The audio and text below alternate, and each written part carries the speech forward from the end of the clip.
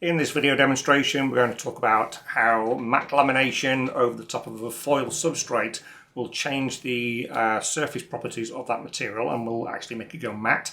And then when you use a varnish over the top of that matte lamination, it brings back the gloss, so it cancels itself out. So first of all, let's dive into the separations. Left-hand side, this is a ColorLogic file, so we need to set the ColorLogic layer up. Anything with a warning sign means I don't know what to do with it, so you have to choose. In this instance, we're going to be printing onto foil board, so we're going to be printing with a white ink. So we've set that up, we can then go down to the substrate controls and we can now toggle over to foil substrates. So first of all, the first feature that we've now added in here is what we call an ink matte control. So I'm going to switch off all the layers and I'm just going to keep on, say, the cyan for now.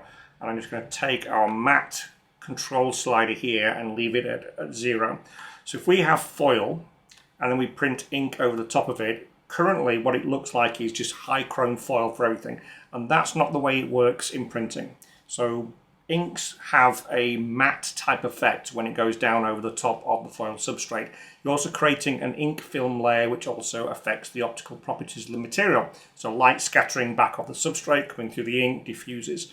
So the ink matte control allows us to control that. So I'm just going to bring it right down now so you can see what happens. If we bring that really quite low, you'll see how in the reflections, like in this blue area, is being reduced down. So we can control the reflectivity of how ink performs over the top of the substrate.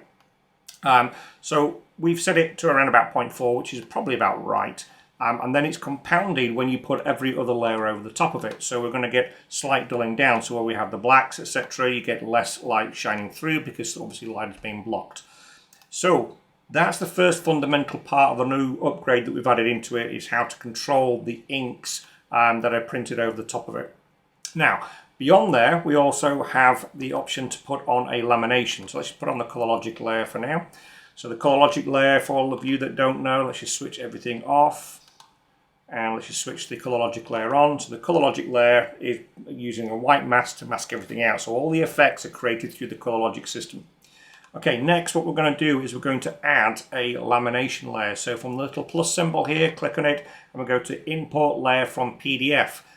You won't see this sneaky little thing here. That's my new development that I'm working on. So you'll only see two options, but just a little nod to something that's coming out in the future. So Import Layer. No, we're going to add a flood layer. So add a flood layer.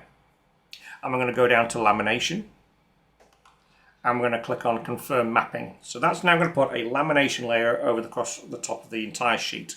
So how does that look at the moment? Well, we've got high gloss lamination, but is that really the way that lamination works? Well, is it super high gloss like a mirror, so we can control that effect, or is it more like a matte effect?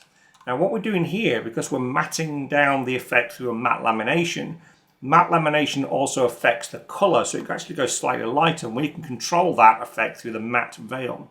So the idea is you can match how your design actually works in real life. Now here's the fun thing. Let's switch everything off. So we've got the foil substrate. Now let's put on that flood layer. So that's matting down the reflectivity. Let's just bring it quite low. Okay, so we've now cancelled out that reflectivity of that substrate.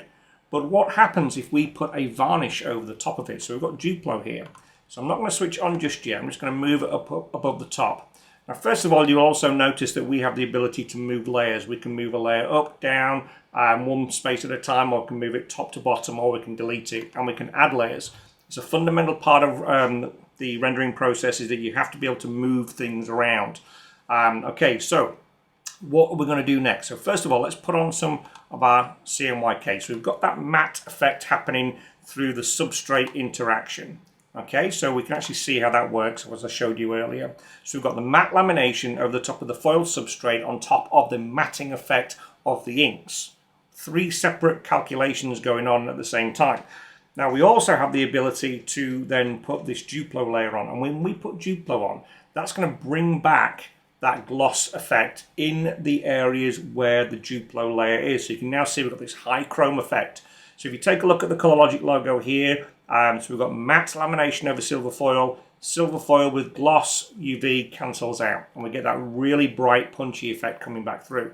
So when we switch all the layers on, we now have a design, when we mask it all out, we have a true to life matte laminated design high gloss build varnish, in this case done as a Duplo separation over the top.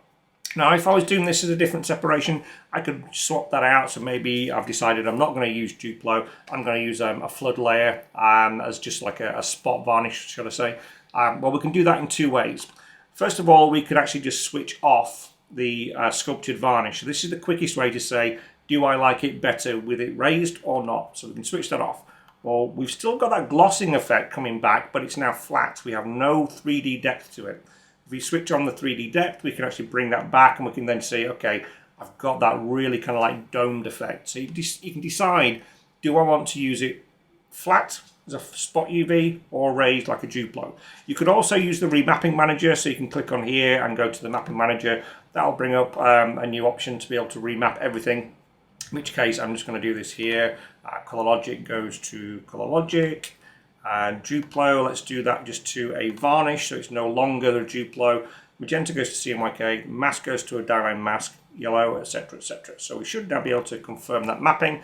That will rebuild our file for us. All we'll have to do is set up the Color Logic layer, because we have no longer got it set to the white separation. So Color Logic,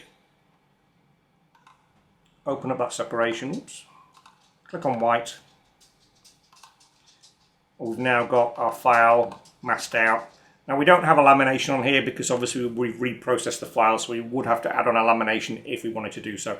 I'm not going to do that now, it's just a bit of a waste of time, but just to show you that we can actually remap the separations through the mapping manager, in which case I've now got it in varnish. And then obviously it's the other way around. If you think, actually, what would it look like as a 3D raised varnish? Well, we could switch that on, give it some depth, and just like that, we've now got ourselves a nice deep beveled spot glossy UV varnish. So easy way to be able to build your file, test it out, just play around with it. But the more important factor is there's a lot of physics that goes into printing. How ink reacts over the top of substrates. Like I said, the matting effect that you get on the silver substrate down here, you know, that matte control, that is affected by ink that goes over the top. You put matte lamination, that's going to change the optical properties. You put the varnish over the top of the lamination, and that changes again. So you've got to have independent mathematics working all the way through all the different layers. In simple terms, we know what we're doing. We stacked it all up for you. All you have to do is add the effects, control the settings, and save your files that way.